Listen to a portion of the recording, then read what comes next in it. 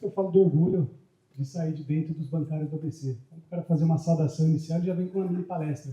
Já faz uma abordagem de todo o panorama. Obrigado, Jorge. Outra coisa que ele me tomou à frente foi de agradecer nominalmente. Na verdade, ainda não fiz isso, que eu falei, me dá uma colinha, que eu não quero pecar, né, e deixar alguém, mas, de fato, é uma honra ter o Ari, né, que veio de longe nos prestigiar, um grande parceiro, cliente, né, o Amaro, dos Vigilantes de Barueri, também está um pouquinho distante, uma honra tê-lo conosco aqui. E o que eu tinha comentado com o Jorge, agradeço muito os bancários por ter nos auxiliado na divulgação, né, toda a nossa equipe, assessoria. E eu comentei com ele que, além de todo esse trabalho, eu tinha alinhado com o escritório que nós fizemos um cronograma de visitas. Então, né, a nossa equipe foi fazendo contato com diversos sindicatos da região, agendando visitas. O Jorge, no primeiro momento, até me chamou de maluco. Eu falei, você é maluco? Como é que você vai batendo na porta dos sindicatos? Ele falava que ainda falava do meu nome. Eu queria saber se estava chegando o seu convite, se de fato a divulgação estava boa. E foi muito bom, foi um trabalho muito gratificante, foi muito bem recebido em todas as instituições, né, sindicatos que eu né, até então não tinha nenhum tipo de contato. Fui, né, de cara lavada mesmo, fui muito bem recebido, foi um trabalho muito bacana. Alguns, infelizmente, não consegui visitar por alguma incompatibilidade de agenda, minha ou do pessoal dos sindicatos, que me receberam, porque o sindicato estava até em momento de campanha salarial, teve assembleia de manhã, o advogado me atendeu na hora do almoço, daqui a pouco ia ter pauta de, enfim, com a empresa, então, assim, foi muito bacana, mas também já assumo um compromisso aqui, os sindicatos que eu não consegui visitar para estar fazendo convite do evento, eu faço uma visita posterior como forma de agradecimento, tá? Muito obrigado pela presença de todos. Estou vendo ali o Belmiro, que o Jorge não tinha citado ainda. Obrigado pela presença. Belmiro. Não é para registrar atraso, só quero registrar dar as boas-vindas e agradecer a presença. Bom dia, Fábio. Bom dia, eu que agradeço a sua presença.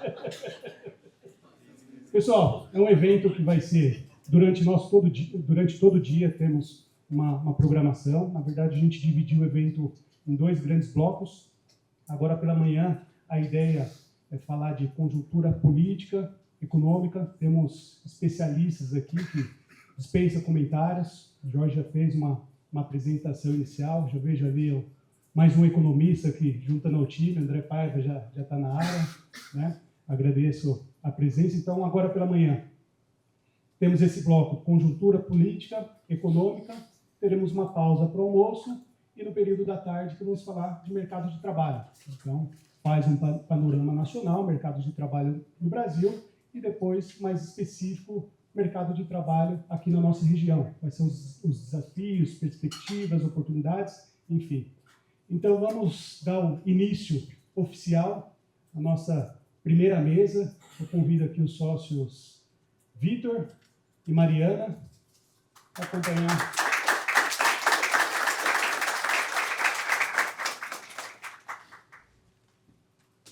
Ô Jorge, essa primeira mesa seria uma honra tê-lo aqui também, junto com o querido Ricardo Berzuini.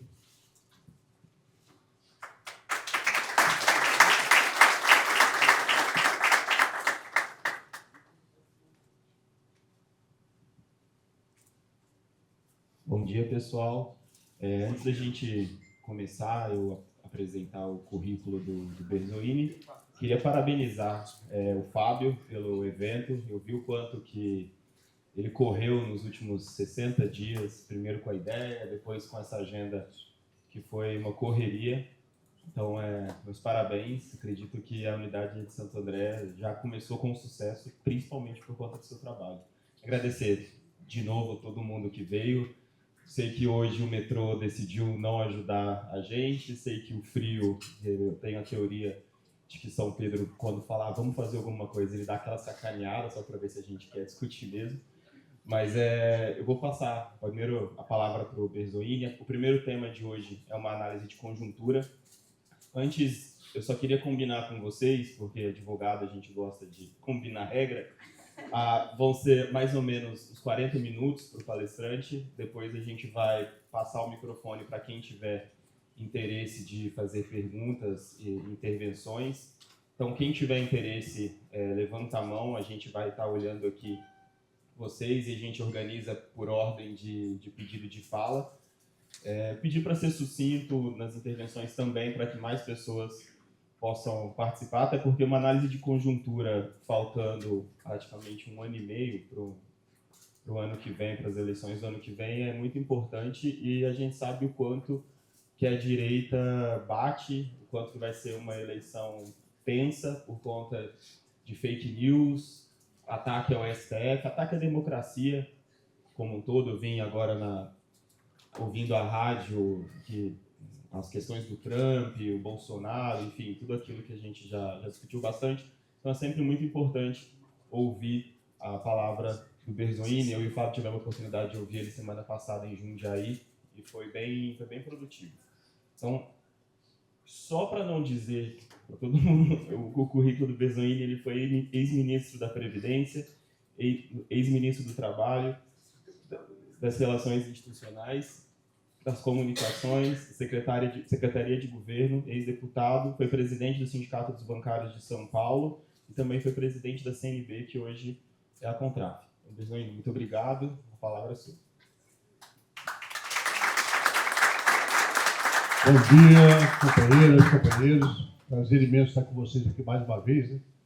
Nos últimos 35 anos eu estive aqui várias vezes fazendo palestras e também participando das lutas, inclusive da tomada do Sindicato dos Bancários do ABC, tomado no Pelego, eu nem lembro o nome do Pelego mais, mas foi um processo de muita luta que, além da minha participação e de outros, o companheiro João Vacari Neto foi fundamental para assegurar que o sindicato viesse para a mão dos trabalhadores.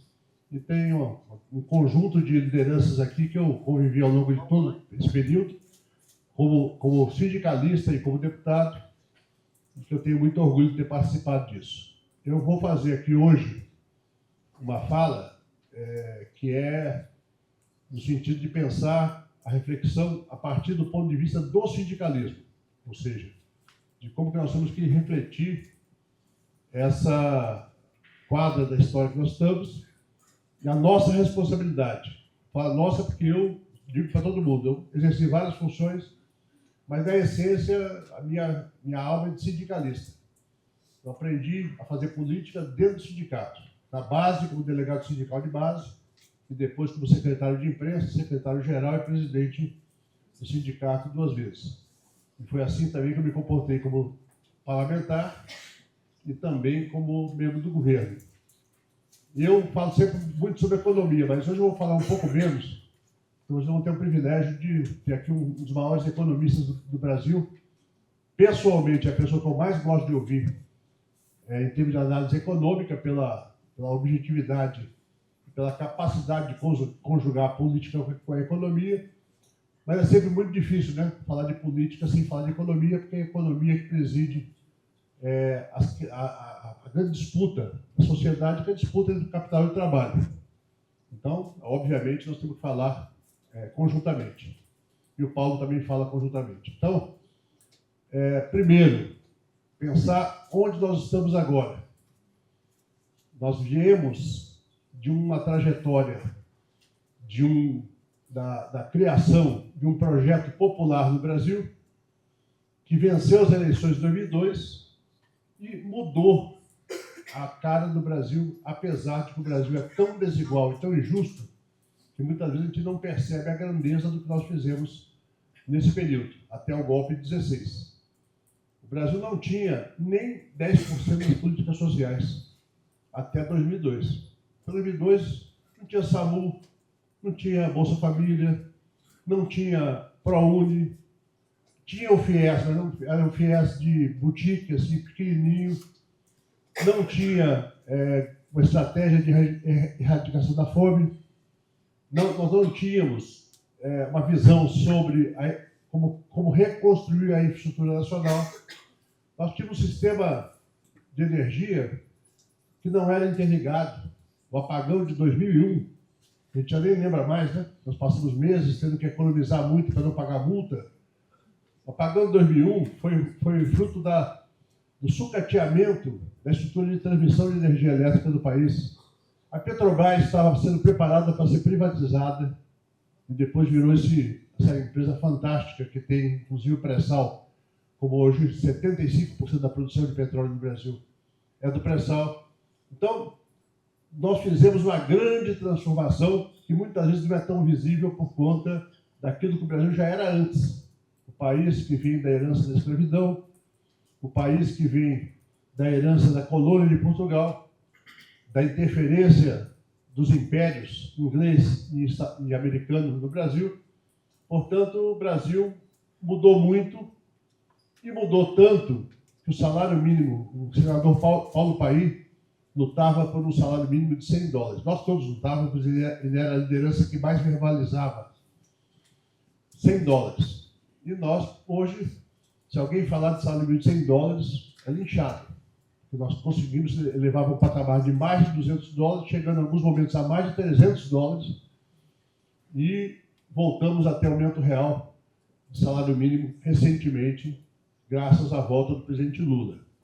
Por conta de tudo que nós fizemos, com acertos e erros, porque também erramos nesse período, nós conseguimos provocar a ira da elite empresarial brasileira, que se reuniu na casa dos sócios da Suzano, em 2014, com o então candidato Aécio Neves, para discutir que o salário mínimo estava muito alto. Precisávamos ter um jeito de parar de aumentar o salário mínimo acima da inflação, ou, se possível, reduzi-lo. Como disse o Armindo Fraga recentemente, congelar por 6 anos. E, a partir dali, surgiu a tese: ou Aécio ganha, ou se prepara o golpe. Ou seja, o golpe de 16 começou a ser planejado em 14. E em 16 se desfechou por erros nossos, inclusive, mas se desfechou a partir da visão de que eles iam conseguir hegemonizar o país com um programa que ia trazer de volta um desenvolvimento ultraliberal, a ponte para o futuro, que o MDB da época, com o auxílio de vários empresários, articularam, e que, pelo liberalismo, o Brasil ia voltar a crescer, se desenvolver e atrair muitos investimentos estrangeiros. Essa é a tese que vem, né, Paulo, para a gente, historicamente. Se humilhar muitos trabalhadores, se praticar um liberalismo exacerbado, virão muitos investimentos, que nunca vieram. Quando vêm, são investimentos de baixa qualidade, que não têm nenhum interesse estratégico para o Brasil. Por exemplo, a privatização. Fernando Henrique privatizou $100 bilhões a pretexto de reduzir o endividamento e aumentou o endividamento interno do país e externo também. O Brasil passou por todo esse período, desde o golpe de 16, retirando direitos sociais, privatizando mais, tinham várias derrotas: reforma trabalhista, reforma da Previdência, a terceirização sem limites, a venda da Eletrobras, a venda da BR Distribuidora e várias outras menores, a venda de parte da Petrobras. A Petrobras foi desossada. Ela ainda é uma grande empresa, mas ela não é mais a empresa que tinha a BR Distribuidora para regular o mercado de distribuição. E tivemos a pandemia no meio do caminho e chegamos a 2022 com o Lula já solto. Lula foi preso nesse período para tentar inviabilizar qualquer chance dele voltar a ser um agente importante. Chegamos a 2022 com Lula livre e viável para derrotar o Bolsonaro. Mas todos nós que participamos daquela eleição sabemos a dificuldade que foi. É sempre bom botar os pés no chão, assim, comemorar a vitória é muito bom, mas ter consciência da dificuldade da vitória é muito melhor ainda. Nós tivemos a vitória só no Nordeste. Não é que não seja importante os votos que nós conseguimos nas 4 regiões, as vitórias em uma cidade aqui, outra ali, mas o fato é o seguinte: eles conseguiram contaminar tanto o debate político no país que nós vencemos só no Nordeste, e se dependesse dos homens de todas as regiões, o presidente seria o Bolsonaro ainda. As mulheres e o Nordeste nos deram a vitória em 2022. E por que isso? Porque nesse período, para além de tudo que aconteceu, inclusive o enfraquecimento do movimento sindical com a reforma trabalhista, nós tivemos um envelhecimento, a gente precisa reconhecer. Um envelhecimento, não estou falando de idade, não. Um envelhecimento em termos de estrutura, de ímpeto político, dos movimentos sociais e do movimento sindical. Sofremos com vários ataques, obviamente. É bom lembrar que teve uma fase muito recente que a gente não podia nem andar na rua. Tal a estigmatização de corrupção que havia sobre nós. É bom lembrar a tubulação do Jornal Nacional jorrando dinheiro, petrolão, durante anos, não foram meses, foram anos que aquela imagem estava no fundo do William Bonner, sempre que aparecia Lula, Vacari, Zé Dirceu e outros. Eu fui citado algumas vezes, mas em menor escala. Então, assim, é bom a gente ter essa consciência, porque o que está em jogo é o de sempre. É a luta entre o capital internacional e o Brasil, a luta entre o capital e o trabalho. Eles querem voltar para executar o programa ultraliberal, seja pelas mãos do Bolsonaro ou de algum filho, seja pelas mãos do Tarcísio, que já está se preparando para poder, eventualmente, disputar a eleição presidencial ou, dependendo do cenário, ficar em São Paulo. Essa eu tenho algumas pessoas da minha relação que têm conexões. E só é o seguinte, hoje não tem uma decisão. Plano A é disputar a eleição presidencial. Se permanecer o Lula com popularidade não tão boa e se houver condições de conjuntura para uma aliança ampla da direita no Brasil. E o plano B, caso as condições sejam desfavoráveis à disputa, será disputar o governo de São Paulo, de apoiar alguém para disputa com o Lula. O Lula, como nós sabemos, que nós o conhecemos desde o tempo que ele era jovem, o Lula hoje um idoso que tem muito vigor, tem uma saúde boa, mas evidentemente já tem 80 anos. Está chegando aos 80. É uma pessoa que já tem algumas limitações. O Lula tem uma capacidade política extraordinária, mas a situação nossa no Congresso hoje é muito ruim. O quadro do parlamento, que nunca foi grande coisa, Ulisses Guimarães dizia na época da Constituinte: não está gostando do Congresso de hoje? Espere o próximo. Vai sempre piorando. Parece que piora e piora mesmo. Eu, por exemplo, fui deputado há 16 anos. Frequentei os corredores da Câmara e do Senado por 16 anos. E hoje, quando eu vou lá, me sinto mal. Tal grau de desqualificação média.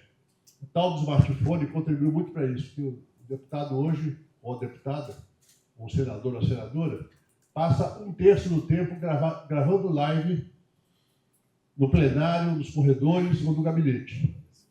Então, isso daí cria um tipo de comportamento político oportunista muito maior do que no tempo que não tinha esse instrumento de comunicação, que ele tem várias vantagens, mas também tem muita desvantagem em relação ao comportamento social, ao comportamento psicológico dos representantes do povo.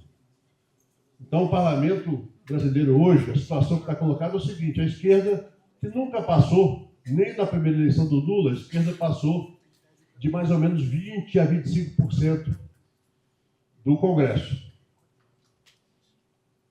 A direita, a extrema-direita, oportunista ou convicta, ela se organizou e tem também cerca de 25%. O restante é o chamado Centrão. E o Centrão, que dá até saudade do Centrão da Constituinte, que era outra coisa, o Centrão, obviamente, com o advento do fundo partidário turbinado e do fundo eleitoral também turbinado, os partidos viraram grandes empresas. Nós temos grandes empresários no Brasil. O Aldemar da Costa Neto, Kassab, o Marcos Pereira dos Republicanos, o Baleia Rossi do MDB, que gerem seus partidos como empresas. Tanto é que não tem qualquer perspectiva de fidelidade programática.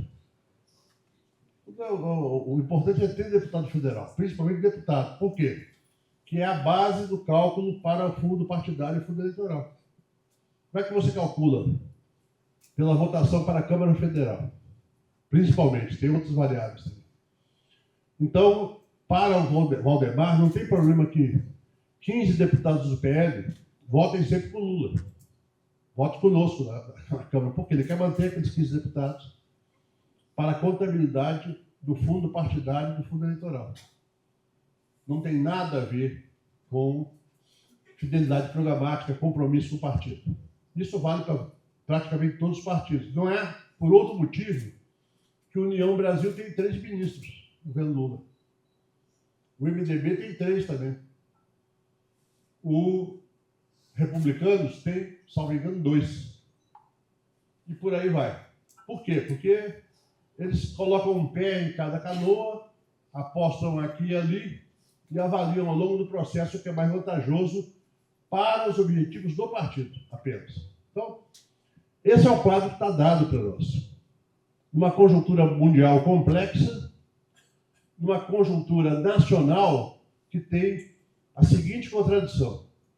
Se você pegar todos os indicadores sociais, desde a posse do Lula em 2023, todos melhoraram bastante. Todos. Desemprego, brasileiros em situação de miséria, brasileiros em situação de fome, quadro da educação, da saúde, tudo melhorou nesse período. Mas, na população, não há esse mesmo sentimento de melhora. Nós não conseguimos, por erros da nossa comunicação, que são muito graves. Quando falo de comunicação, não é a SECOM. É o planejamento geral de governo para se comunicar com o povo. Desde a fala do presidente, a fala dos ministros, até o planejamento de agendas políticas. O governo precisa ter agenda semanal. Essa semana nós vamos falar de água. Falando de água, nós vamos explicar por que essa água é fundamental e o que o governo tem feito a respeito da água. Essa semana nós vamos falar de petróleo. E vamos mostrar todo o avanço que teve desde a posse do Lula nas metas da Petrobras. E assim por diante. Quando falar, a gente vai falar, não é que o governo vai fazer propaganda na Globo. Pode fazer também. Mas o governo vai fazer uma programação de falas, eventos, entrevistas conectadas dentro de uma concepção de métrica de resultado no final da semana. Ou seja, como é que a gente mede se está avançando ou não na política. E esse é um problema grave, porque se não revertermos isso, na política hoje tem uma contradição que é a seguinte. O marqueteiro do Bill Clinton, lá nos anos 90, num debate sobre estratégia eleitoral, ele falou assim, o que interessa é a economia, estúpido. No debate ele ficou nervoso, falando, o que vale é a economia. Se a economia avança, quem está governando ganha. Se a economia retrocede, quem está governando perde. Isso foi verdade há muito tempo. Eu vivi isso no governo Lula 1 e Lula 2. Eu fui ministro, depois presidente do PT, e eu visitava universidades e eu fazia um balanço do resultado do governo, especialmente os dados sociais e econômicos. E aquilo mudava o ambiente em qualquer sala que você ia. Eu lembro de fazer palestras no interior de São Paulo e entrar num auditório meio hostil, tinha um mensalão, tinha outras coisas. Quando você fazia aquele balanço, mudava o ambiente da sala. Hoje, muita gente pode estar empregada por conta da ação do governo, pode estar estudando por conta da ação do governo, pode ter Minha Casa Minha Vida por conta da ação do governo, mas quer saber o seguinte, você é a favor ou contra o aborto? E você defende os gays ou é contra os gays? E você acha que tem que regular as mídias sociais ou não tem que regular? E outros temas. Se você é evangélico ou não é evangélico? Você acredita em Deus ou não acredita em Deus? Isso daí virou um problema grave, porque eu lembro de fazer campanha na periferia de São Paulo e dizer para todo mundo que eu sou ateu. E tinha padre que me apoiava. Tinha pastor que me apoiava, declarando publicamente que eu era ateu. Hoje, imagino que uma pessoa que seja candidato chegar em certo lugar e dizer que é ateu, vai ser convidado a se retirar. Porque esse debate de uma falsa religiosidade e o debate sobre questões, digamos, de comportamento pessoal ou de temas filosóficos virou algo que impacta duramente a política. Então o cara pode fazer, não, o governo Lula está muito bem na educação, mas defende esse negócio aí de união afetiva de pessoas do mesmo sexo, eu não sou contra. Até brinquei no dia que o companheiro Pipe Morrica morreu, que alguns mais ignorantes diziam o seguinte: morreu o cara que defendia a liberação da maconha para pessoas do mesmo sexo poderem fazer o aborto. Porque o Morrica conseguiu aprovar no Uruguai a liberação da maconha, a regulamentação do comércio, a regulamentação do aborto e da união de pessoas do mesmo sexo. Isso daí contaminou a sociedade. E hoje é muito difícil romper isso, porque as bolhas de redes sociais, elas são imunes a, por exemplo, a campanha de rua, ao debate da categoria profissional que a gente atua. As pessoas estão tão fechadas dentro disso, que muitas vezes você pode perder ou ganhar uma eleição, não porque seu governo é bom ou ruim, mas porque se criou uma imagem em relação ao seu governo.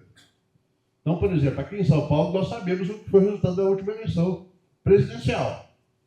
E sabemos que 2 anos depois, já com o governo avançando, com o PIB crescendo, com o emprego gerando, a eleição municipal foi pior ainda. O resultado eleitoral para o campo popular da eleição municipal foi um horror. E como eles têm uma agenda que é profundamente anti-trabalhador, anti-patrimônio público, anti-direitos sociais, se nós não conseguirmos ter uma nova estratégia de comunicação, o embate na eleição do ano que vem vai ser muito difícil para nós. E aí eu não quero deprimir ninguém. Nós temos que romper com o que estamos fazendo. O que estamos fazendo não está dando certo.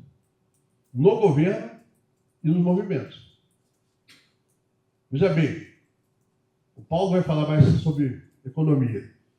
Se pegar o que aconteceu com a economia brasileira de lá para cá, apesar de alguns erros do governo, na minha opinião, a mudança é da água para o vinho. Mas não tem essa sensibilidade. Todos os programas sociais, a tal da gastança que a mídia fala, é um investimento que está sustentando o mercado de trabalho, é um investimento público. A Minha Casa Minha Vida. Conversa com qualquer empreiteiro de empresa que faz Minha Casa Minha Vida e fala, e alguns até voltam no Bolsonaro. Sabe-se lá por quê. Mas pergunta para ele o que mudou de 22 para cá. O Brasil está hoje com uma quantidade de obras pulverizadas que sustentam o mercado de trabalho aquecido. Ontem saiu o CAGED, não sei se todos aqui viram, 267 mil empregos novos, formais. CAGED é só emprego formal. A pesquisa do IBGE pega formal e informal. Pega emprego, ocupação. A pessoa está ocupada, não está procurando emprego, está teoricamente ocupada. No CAGED não, emprego, carteira assinada do setor CLT, ou seja, não entra nem emprego público, emprego de estatutário, só CLT. A última vez que teve 267 mil, no mês de abril, foi no tempo da Dilma ainda, que teve um número tão vigoroso como esse. Então o mercado de trabalho está aquecido, mas são empregos de baixa qualidade.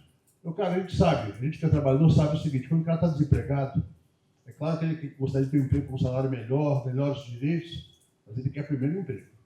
Eu, por exemplo, sou daqueles que rebato sempre essa tese pela mídia, e tem até sindicalista falando, o pessoal não quer mais CLT. Bobagem. Porque o pessoal não quer salário baixo.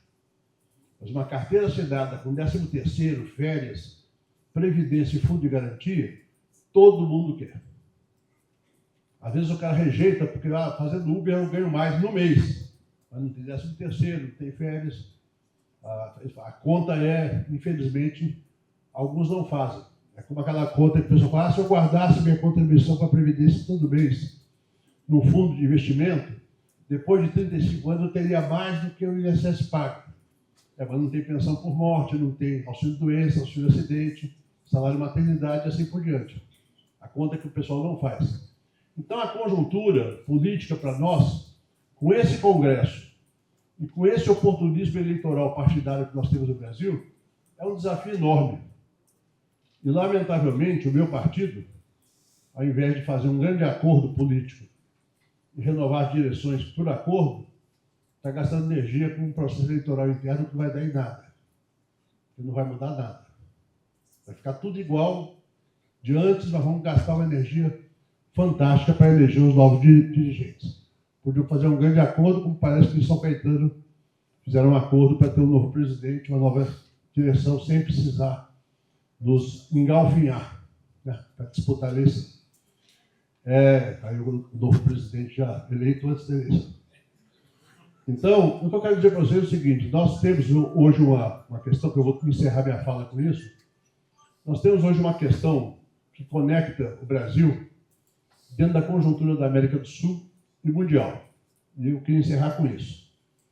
A disputa eleitoral, é claro que sempre foi assim, mas hoje é mais assim. A disputa eleitoral está inserida no cenário mundial, onde nós temos, primeiro, nos Estados Unidos, o Trump, com toda a visão que o Trump tem sobre várias questões de economia, de geopolítica. Nós temos a América do Sul muito mais complexa do que tínhamos no passado recente, com a Argentina sob o comando de um ultraliberal, também com arroubos de loucura às vezes, mas ele tem um projeto ultraliberal claro, que está dando errado. A mídia tenta dourar a pílula, mas está dando errado. Quem acompanha a economia argentina sabe que os preços estão altíssimos, as famílias estão super endividadas e a fome cresceu brutalmente. A pobreza e a fome cresceram brutalmente na Argentina. Então, a Argentina, dentro dessa situação, na América do Sul não tem nenhum governo no nosso campo que esteja, com a presidenta do México, que ainda é recente, está um pouco mais na ofensiva no México, mas os demais governos estão todos numa certa defensiva política. O Boric, o Petro e o novo presidente do Uruguai, que tomou posse recentemente. O Uruguai é uma economia muito pequena, um país com características muito específicas. Nós não temos, hoje, no mundo, na Europa, nenhuma referência de esquerda potente. A esquerda europeia está tendo uma atitude vergonhosa diante do massacre de Gaza, uma atitude que alguns discursam, mas não fazem mais do que isso, inclusive quem está no governo da Espanha, quem estava no governo da Alemanha até recentemente, uma atitude absolutamente alinhada com os interesses da OTAN. E nós temos, do outro lado, em termos de conjuntura mundial, um avanço econômico, político, geopolítico internacional da China com a Rússia e com todo o Sudeste Asiático, praticamente. Ou seja, a economia mundial, os BRICS, especialmente na Ásia, conseguiram estabelecer um novo padrão de estratégia econômica para o planeta, e com um avanço tecnológico brutal. Eu estive na China 2 vezes, 2007 e 2023. Foram as 2 melhores viagens que eu fiz a trabalho, porque me trouxeram tanto conhecimento e tanta capacidade de entender o arranjo político chinês que me fizeram ficar convencido que o Brasil tem que ter, com todos os cuidados, cada vez mais um alinhamento com a China focado na troca de tecnologia. Não um alinhamento para vender soja e minério de ferro. Um alinhamento para discutir uma estratégia de longo prazo para reduzir o desequilíbrio tecnológico das trocas comerciais. Mas estou dizendo isso por quê? Porque a eleição do Brasil é chave para a disputa mundial, direita, esquerda, capital, trabalho, Ocidente e Oriente. Embora o Brasil esteja no Ocidente, o Brasil é hoje um aliado fundamental para a China e um alinhado, com todas as ressalvas, também para a Rússia do ponto de vista geopolítico. Uma vez que a Rússia, eu falo sempre isso, a Rússia só se meteu nessa confusão da Ucrânia, acho que o Putin errou em algumas coisas, mas só se meteu porque a OTAN cercou a Rússia. Ou seja, eles foram obrigados praticamente a entrar numa guerra que traz desgaste grande para eles, mas ao mesmo tempo ajuda a bloquear ainda mais essa luta entre o chamado Sul Global, incluindo quem não é exatamente Sul Global, mas é parte dessa aliança em relação aos Estados Unidos e à OTAN.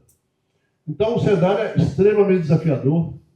Eu diria que o Lula é favorito para ganhar a eleição, porque por toda a sua história, por sua referência, mas ele é um favorito que tem que se cuidar. Nós temos que cuidar. Nós temos que cuidar do Lula, cuidar do PT, dos partidos de esquerda e cuidar das alianças, porque é muito difícil ganhar a eleição sem aliança ao centro. A aliança não vai ser com partidos. Da minha avaliação, nenhum partido do centro estará com Lula em 2026. Se a gente conseguir conservar parte do PSD do Kassab, que é Otto Alencar da Bahia e seu grupo, Eduardo Paes do Rio de Janeiro e o Alexandre Silveira e Rodrigo Pacheco em Minas.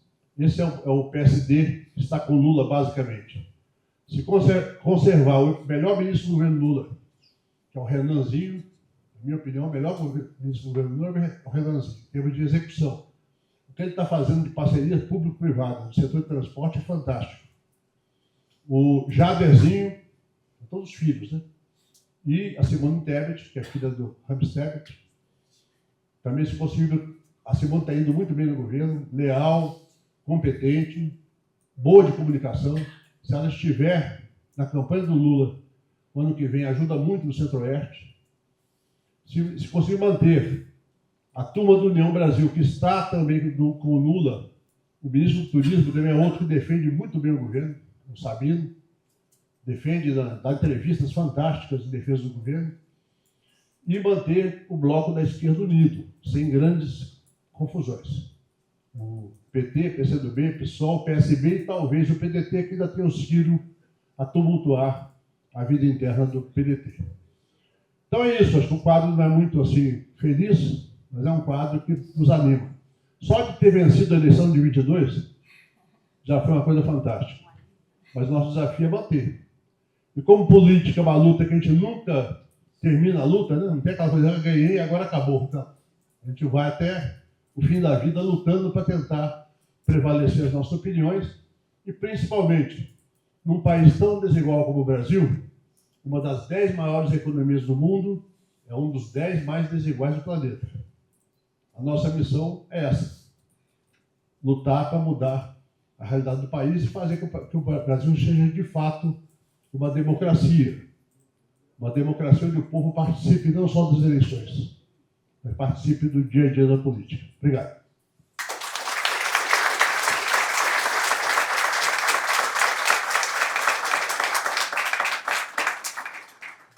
Obrigado. Pessoal, eu estava conversando aqui com o Fábio, vamos fazer as perguntas em bloco, 2, 3 perguntas. Pode dar uma sugestão? Fica à vontade. Vamos ouvir o Paulo Nogueira, depois faz pergunta para os dois. Se possível.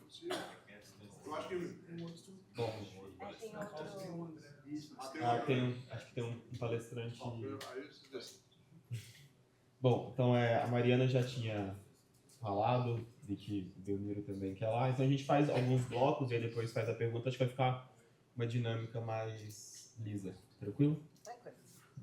Bom dia, tudo bom, gente? Eu sou a Mariana Serrano, sou sócia aqui do escritório Crivella Advogados e eu quero aproveitar essa oportunidade maravilhosa que é ter este grande pensador da nossa conjuntura política aqui para fazer perguntas, porque eu sou dessas.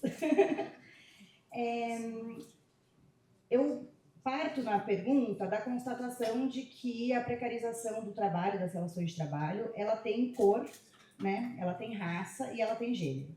Isso a gente já pode partir dessa constatação, né? Não preciso nem trazer as minhas referências aqui.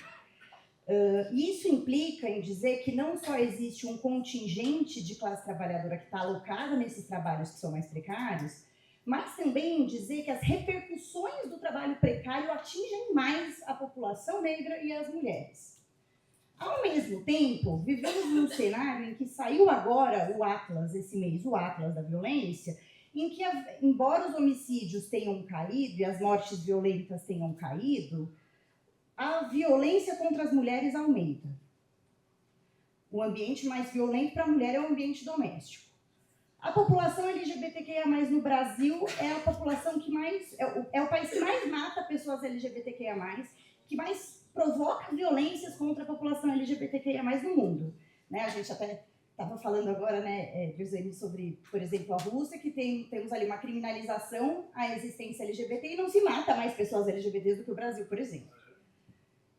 Ao mesmo tempo, a gente tem, por exemplo, embora já houvesse protocolos de projetos de lei anteriores que falavam do fim da escala 6x1 por outras pessoas, o grande encampamento político desse projeto veio de duas pessoas negras, sendo uma delas uma travesti, que é a deputada federal Erika Hilton. E dentro da esquerda, contraditoriamente, se vende um diálogo de que a pauta identitária está estragando o movimento da luta de classes. E uma coisa da sua colocação, que até foi muito boa, porque aí eu não preciso nem trazer o contexto, é que o Brasil está num momento de virada para se tornar um país majoritariamente evangélico, no qual as pautas de costumes, eu vou chamar assim, costumes, mas enfim, é um jeito mais fácil de se referir aqui ao, né, orientação sexual, identidade de gênero, qual religião da pessoa, enfim, né? No qual as pautas de costumes têm sido cada vez mais definidoras dos nossos cenários eleitorais e do alocamento de recursos. E aí eu queria entender, assim, a sua opinião sobre o caminho estratégico ou como a gente se posiciona enquanto esse núcleo que tem um lugar definido, né, na luta de classes, para não cair nessa aparente contradição de que a classe trabalhadora tem um inimigo que é o capitalismo disfarçado com a bandeira LGBTQIA+, entende? Que essas pessoas também são a classe trabalhadora, ao mesmo tempo em que a disputa, quando ela é colocada na pauta de costumes e a pauta de costumes passa a ser mais definidora da eleição, como é que a gente também não alimenta o lado de lá, entendeu? Essa foi a pergunta. Vou seguir aqui com o Belmiro. Belmiro, por favor. Obrigado. Bom dia. Bom dia, Berzoini, Jorge, os representantes aqui do Crivelle. Parabéns pela atividade, por esse dia de debate, para a gente poder aprofundar as questões que estão colocadas no nosso dia a dia. Berzoini, eu quero primeiro dizer que eu concordo com a sua avaliação sobre o trabalho formal e ser CLT. O que, de fato, o trabalhador, e aí indo para a juventude, quer é ter uma boa remuneração.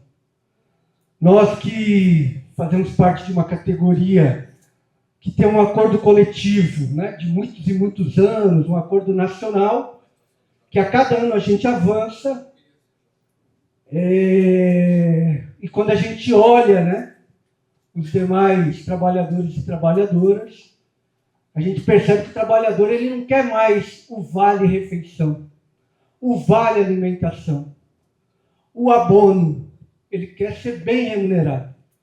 E quando a gente vai para o trabalhador informal, esse de aplicativo, ele se mata para tirar uma remuneração, mas ele não tem uma série de direitos. Então, nesse sentido, eu concordo com você. Berzoini, na sua avaliação que você faz do cenário para a eleição do ano que vem, do governo, né, dessas forças que compõem o governo, campo progressista, mais o centrão que está aí colocado, e a disputa que a gente está com a extrema-direita, quando a gente olha o ataque na viagem do Lula, a China, em vez de abordar os investimentos que vêm para o Brasil, em vez de abordar, né, esse fortalecimento do bloco dos BRICS, se aborda a fala da Janja. Quando a Marina vai ao Senado, a gente vê a extrema-direita se posicionando claramente com a pauta de costumes, atacando uma mulher negra, atacando para fazer cortes em redes sociais, que ali foi muito claro, para viralizar, preparando essa extrema-direita para a disputa que vem o ano que vem. Essa é outra questão que eu gostaria que você aprofundasse. E, para finalizar, a gente fala muito do governo federal. Nós estamos em São Paulo e a gente não consegue avançar em São Paulo. Né?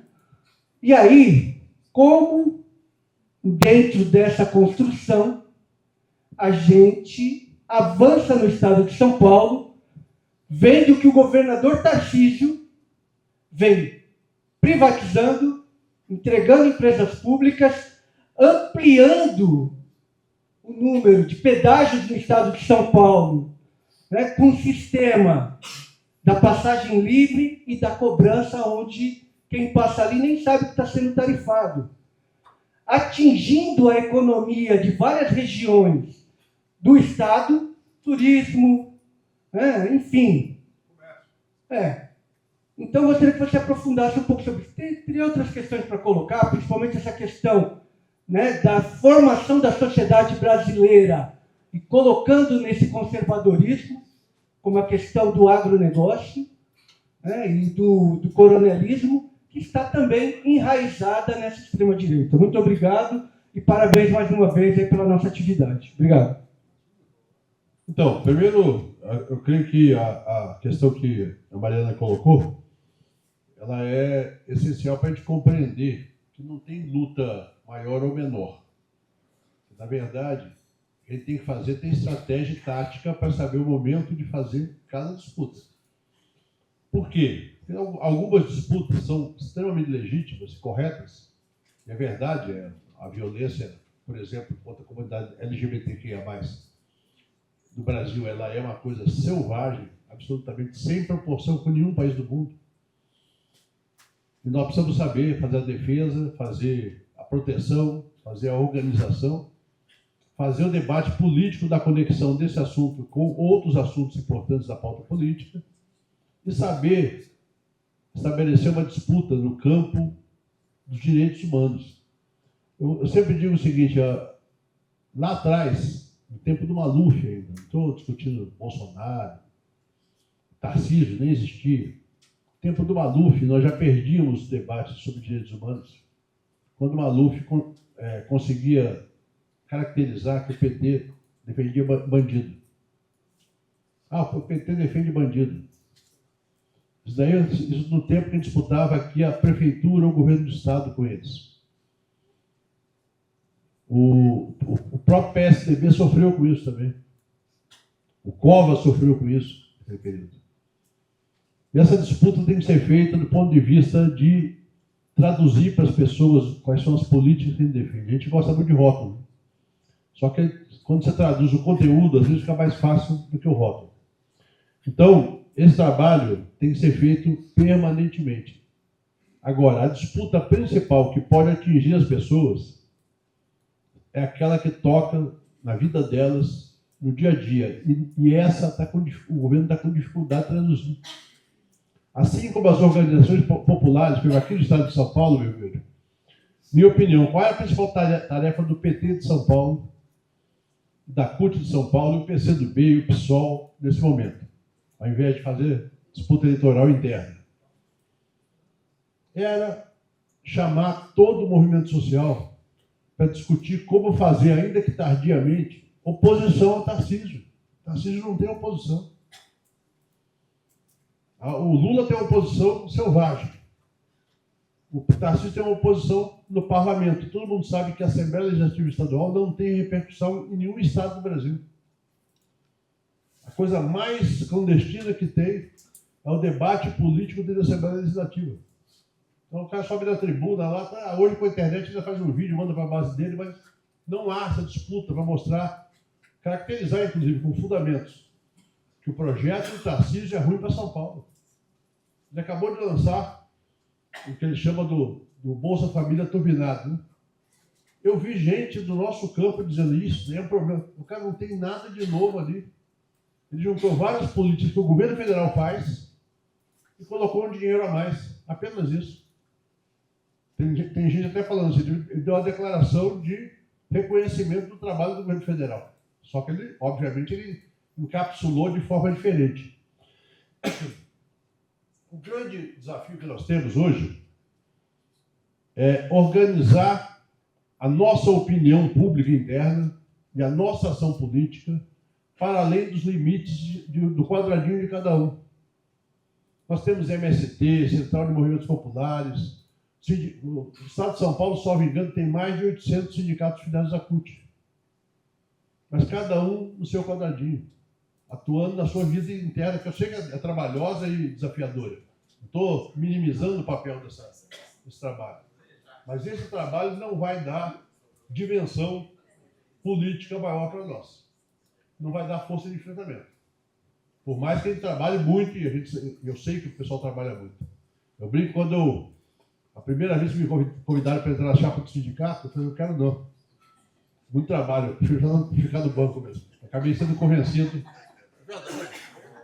Mas eu vi o pessoal do sindicato, quando eu era militante de base, eu vi o pessoal do sindicato, reunião do sábado, congresso no domingo, atividade à noite. Eu não quero, eu quero ter minha vida tranquila aqui de bancário de 6 horas. Vou pegar o óculos errado. Agora eu estou tentando retomar, aos 65 anos de idade, estou tentando retomar a vida de bancário. Eu era bancário do SESEC, que era o Centro de Processamento, então não tinha que vender produto, não tinha nada, só cuidar das 6 horas. O que você colocou sobre essa manipulação da pauta da mídia, Belmiro, é muito relevante. Por quê? Porque também revela o mesmo problema que eu coloquei na minha fala. O governo, Lula foi à China, você tinha que produzir imediatamente uma saraivada de eventos e peças de comunicação para manter aquele assunto na pauta por 10 dias, num volume tão grande que o que aconteceu lá, que é uma bobagem, um preconceito contra a Janja, ficasse menor, ou pelo menos ficasse igual. Porque você sabe que... Alguém aqui sabe a audiência da Globo News? 0,6%. Sabe quanto é a CNN? 0,2%. Se os petistas pararem de assistir, cai para 0,1%. A gente é masoquista, né? A gente gosta de ver a Andréa Sadia e a outra falando mal da gente. Fica lá vendo e fala, que absurdo, que absurdo. Meu caro, a única TV que tem força no Brasil, as outras médias comerciais abertas também têm um pouco de força. Mas a única TV que tem Globo é a Globo Aberta. É o Jornal Nacional, que é o canhão deles. O resto, eu vejo o ministro nosso indo lá na Globo News, passando 1 hora, pagando pedágio para André Sadi e para o Merval. Pelo amor de Deus, não tem que dar importância nenhuma para essa gente. Esse povo não tem audiência. Agora, uma matéria pesada do Jornal Nacional tem. Está tendo o Jornal Nacional, se for o caso, com estratégia e com tática. Sabendo o seguinte, aquilo que você fala não é aquilo que vai sair. Eles vão pegar a tua pior frase. E vão pegar você com o pior semblante que você tiver. Assim que funciona a editoria de jornal de grande rede no Brasil. Então, assim, esse debate aí, o partido, qual a orientação? Aqui todo mundo é filiado ao PT, não? Não, tem filiados a outros partidos? Não, filiado ao PT. PT? Maioria, né? De outros partidos também. Vou perguntar o seguinte, o PT, eu 43. O PT de São Paulo manda alguma orientação para vocês semanal? A pauta da semana é Bolsa Família. E o substrato é esse aqui. Manda. O PT de São Paulo manda para vocês essa semana de falar tal coisa sobre Tarcísio. Falar na feira, falar com a família, falar na rede social. Tem que ativar esse tipo de mecanismo, porque a direita está ativando direto. As redes de conexão do WhatsApp, Telegram, Instagram, TikTok, Facebook eles quase não usam. E X da direita são numerosas, rápidas e potentes. Eles produzem 5, 6 conteúdos por dia para distribuir. Quem que usa TikTok aqui, levanta a mão. Poucos, né? Entra no TikTok e vê postagens sobre o Lula. Bota lá, Lula. É 9 desossando o Lula. E uma razoável. 9 esculhambando, mentindo, difamando. Eu não vejo nem ação jurídica. Já falei com o nosso AGU, Messias, para a gente tentar potencializar a atuação jurídica, judicial, e a ação de comunicação, para tentar disputar o volume, pelo menos. Isso é muito necessário. Senão, fica assim, a Janja agiu de uma maneira inadequada junto ao Xi Jinping. Nessa matéria, eles nem disseram Xi Jinping ditador comunista.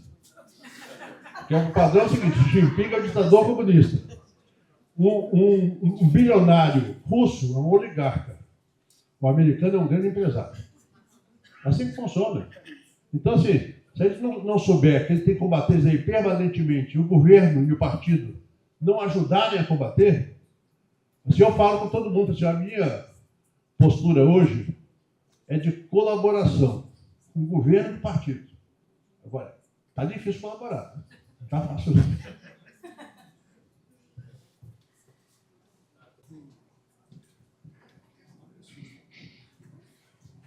Acho que é a pergunta derradeira, é isso? Tá. Bom, então vamos lá. Pessoal, é o seguinte, meu nome é José Jorge Baggio, sou diretor do Simpro, está aqui nosso presidente do Simpro. Eu queria trazer aqui para vocês também um problema que é muito sério aqui, Berzoini, que é o caso também, fazendo corolar com o Belmiro, que é a questão da educação, né? Nós estamos enfrentando um problema muito sério aqui da educação, que começa com a privatização da gestão escolar. Que, no fundo, é a privatização da escola pública. O ano passado, 30 escolas foram privatizadas. Esse ano aqui, o projeto de privatizar 100 escolas.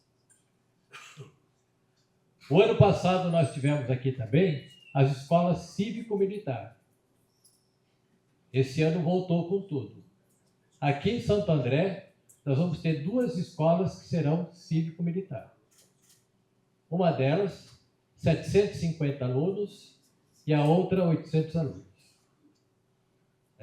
Então, por aí você já começa a ter ideia o que vai ser a formação desses alunos. Em São Paulo, nós temos cerca de 3,5 milhões de estudantes da rede pública.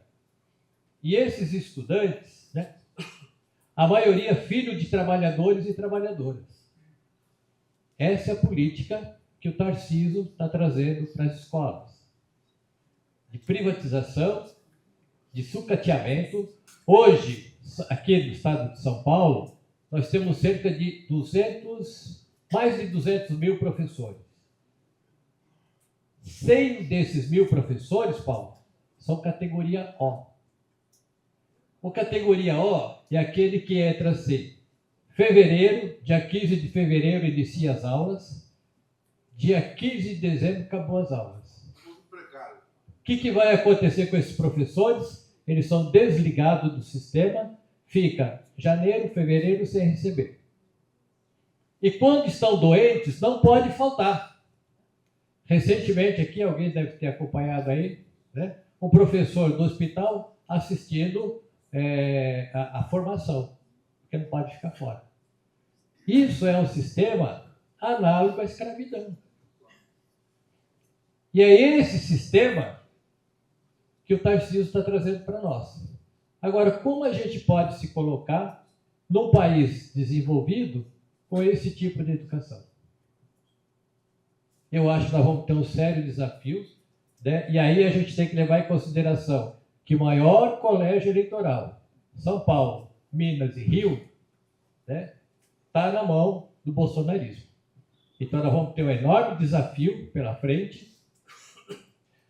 E eu fico aqui resgatando sempre quando formou aí o Fórum das Centrais, que o Lula, lá no Fórum das Centrais, diz o seguinte: gente, esse congresso é que nem feijão ruim. Vai depender de muita pressão. E eu acho que a pressão está falhando. Queria que você comentasse um pouco sobre isso.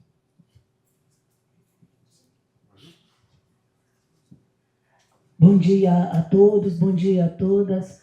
Eu sou a Cleide Tameirão e sou motorista de ônibus, dirigente sindical e coordenadora da CUT Regional ABC. Eu sou de uma categoria onde majoritariamente são homens. Tanto é que na diretoria do Sindicato dos Rodoviários, numa diretoria de quase 40, eu sou a única mulher.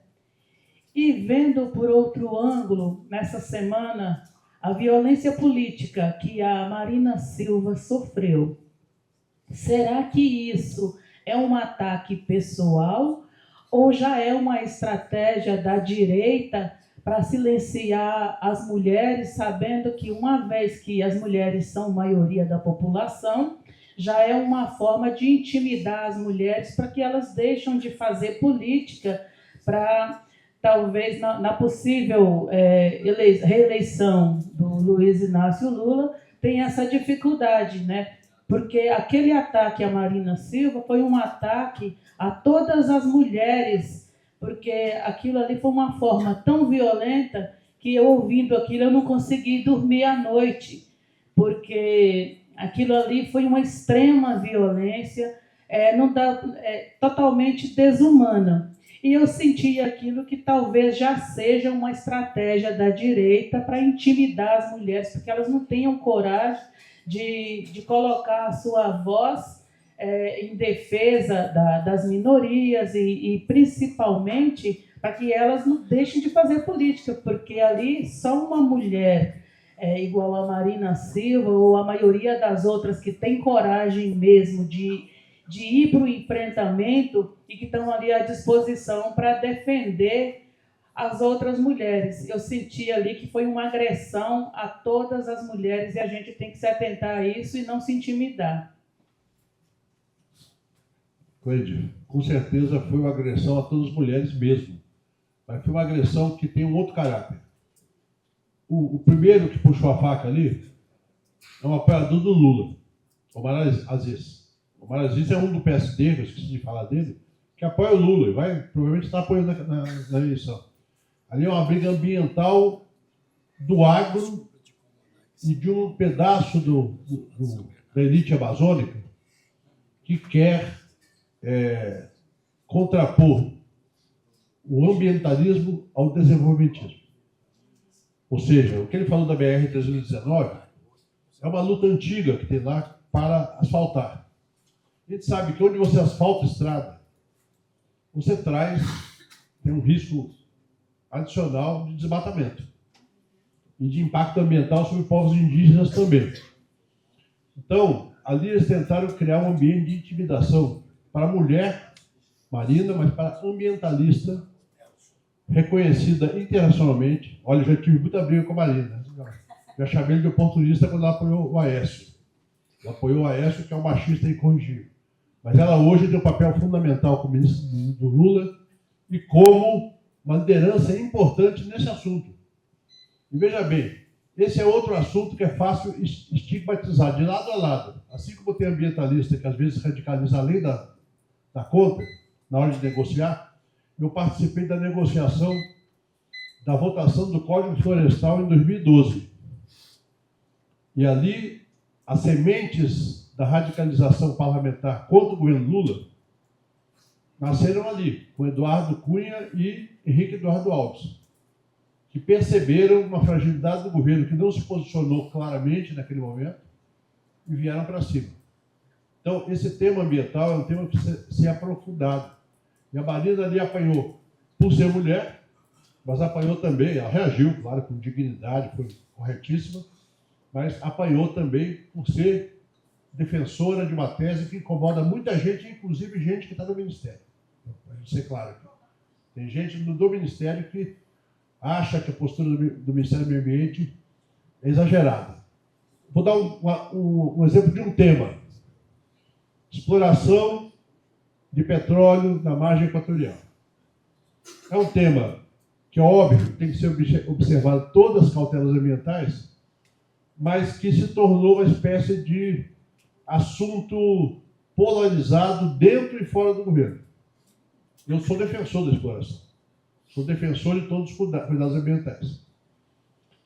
Eu sou propagandista de que a Petrobras é a empresa do mundo que tem menor índice de acidentes na exploração, na prospecção.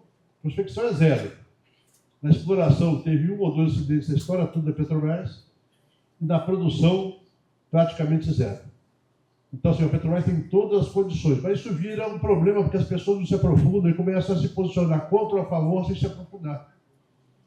Nesse tema da Amazônia, eu vivi também em Belo Monte. Belo Monte está fazendo agora 10 anos de funcionamento, ela gera 12% de toda a energia do país. Foi fundamental construir Belo Monte? Foi. Foi importantíssimo fazer um processo todo de negociação com povos indígenas, com as comunidades locais? Foi. Teve impacto ambiental? Teve. Porque toda atividade econômica humana tem maior ou menor grau de impacto ambiental. Então, esse tema é um tema também que precisa ser aprofundado e a gente, antes de se posicionar, tentar se aprofundar. Para não dar opinião apenas, digamos, de uma primeira vista. É claro, se a gente pudesse não usar petróleo nenhum, seria ideal, né? O mundo baniu o petróleo de uma vez só que isso não é possível. E o Brasil tem a melhor matriz energética do planeta. Ou seja, quem deve se liderar a transição energética, por mais que o Brasil também lidere, são os países que ainda usam muito carvão, muito petróleo, muito mais que o Brasil. Sobre a outra questão que o Biagi colocou, você sabe que lá no DF, a escola cívico-militar já está em operação há 6 anos.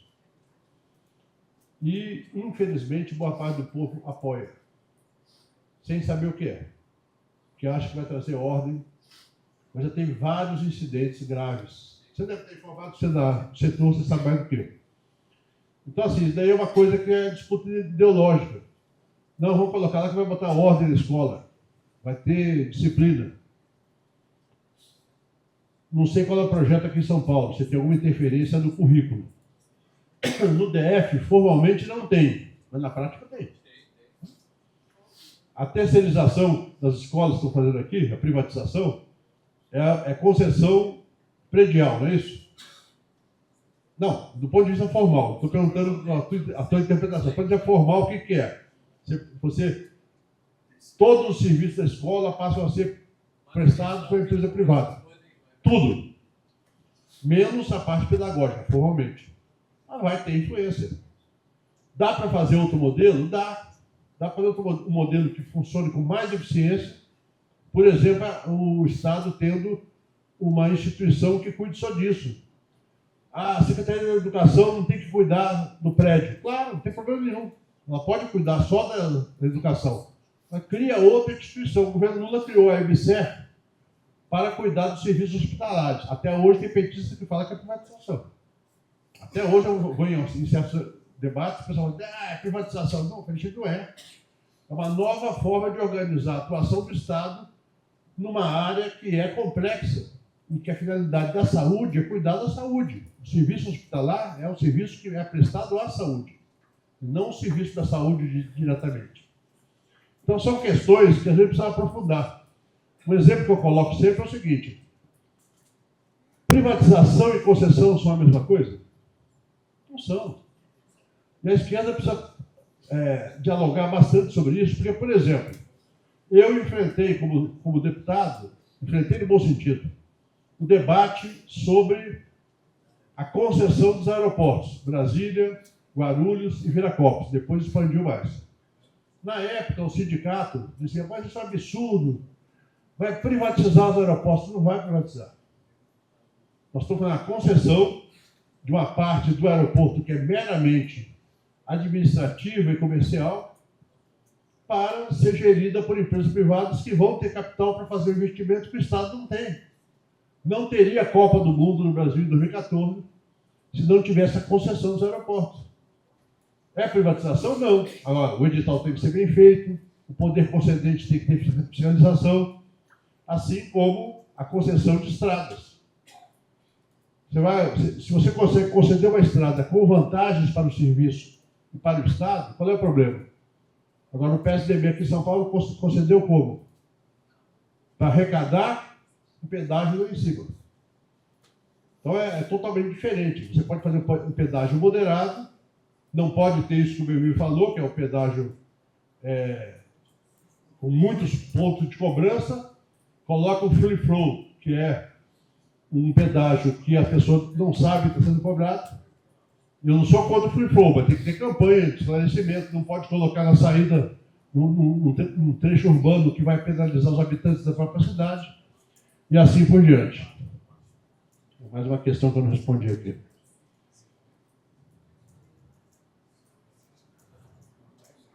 Não, acho que eu respondi todos.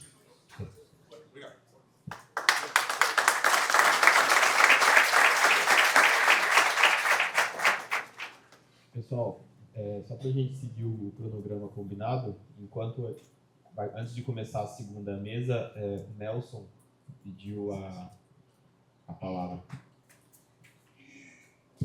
A todos os sindicatos presentes, a todas os demais, as companheiras, os companheiros, eu gostaria de salientar, eu estou aqui representando o Jorge Calab, diretor dos Vigilantes de São Bernardo do Campo.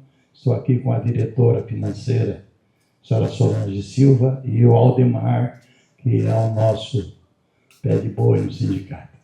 Bom, em primeiro lugar, gostaria de salientar, e não podia deixar, Berzoini, me perdoe que eu cheguei um pouco mais tarde, que o trânsito em São Paulo está louco, mas, Berzoini, de fazer uma homenagem e pedir que todos os companheiros, 1 minuto de silêncio em memória do Chiquem, porque foi uma pessoa exponencial, uma pessoa que foi companheiro, uma pessoa que lutou muito, sem esquecer o Salvador Tolesano, que foram verdadeiros líderes que, infelizmente, a gente perdeu, mas que a gente sabe que estão em algum lugar nos orientando. Por outro lado, eu gostaria de salientar o seguinte: as palavras do Berzoini e dos outros companheiros que se manifestaram, e a companheira também, a Cleide, esteve com a gente lá no 1º de maio, que na realidade nós temos que perder a passividade. A gente tem que enfrentar o capitalismo, a gente tem que enfrentar, porque o capitalismo ele não está preocupado com a classe trabalhadora, ele está sempre preocupado com o lucro. Eu, na abertura do 1º de maio em São Bernardo, não é que eu seja radical, não, mas se nós tivermos que cometer uma insurreição social, nós temos que cometer. Porque chega de, por exemplo, o seu Tarcísio, o metrô, por que eu demorei para chegar aqui? Porque o metrô está paralisado. Agora, o que o pessoal da direita fala? Eles falam o seguinte: olha, isso é por causa da campanha salarial. Não, não é não. É porque o Tarcísio, o metrô nunca esteve tão sucateado como agora com o Tarcísio. Já é um reflexo de isso aí, reflete tudo o que está acontecendo com a classe trabalhadora de pior, certo? Nós precisamos esquecer, eu sou corintiano, nós precisamos esquecer um pouco de Corinthians, São Paulo, Palmeiras, de outras atividades e fincar os pés no chão. Quando nós lotávamos Rua Direita, Avenida Paulista, lotávamos tudo isso, o negócio era diferente. Porque a lei se faz com luta. Berzuini, a satisfação em te rever aqui é imensa. Quero estender isso aqui, evidentemente, ao Sindicato dos Bancários, que esteve conosco num ato de racismo contra uma funcionária do Itaú. Então, a gente tem que se unir. Tem que se unir porque o capital quer acabar com o chamado, quer acabar com tudo, principalmente das classes menos favorecidas. Não vou me estender aqui, tá? Agradeço a receptividade que tive e sei que cada companheiro que está aqui se eu pudesse parabenizar, a nota seria 101, não 100. Porque, na realidade, vocês estão comprometidos com o Brasil melhor. Parabéns a toda a mesa, parabéns a todos que aqui estão.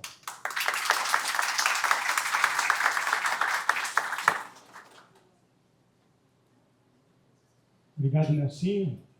Obrigado, Berzuini. Essa mesa foi brilhante. É sempre importante a participação de todos. Eu ia falar no início, eu acabei não falando, que é uma pena que o Crivella não esteja aqui, porque o Crivella foi o advogado que, junto conosco, dirigentes, junto com alguns outros advogados também, ele foi fundamental para duas coisas, entre outras. A Convenção Coletiva Nacional, nós fizemos em 93, há 32 anos atrás, é a única categoria que tem setor público e privado, que tem uma Convenção Coletiva Nacional que vale em todo o território nacional. E segundo, foi a fundação da nossa CNB, hoje Contraf, onde ele foi um dos grandes, digamos, operadores da estratégia jurídica para a gente viabilizar a fundação da Contraf. E a nossa amizade, então, vem do século passado, né? Então, é sempre bom registrar. Eu queria revê-lo aqui, mas como ele está enfermo, eu mando meu abraço por aqui. Obrigado, Júlio.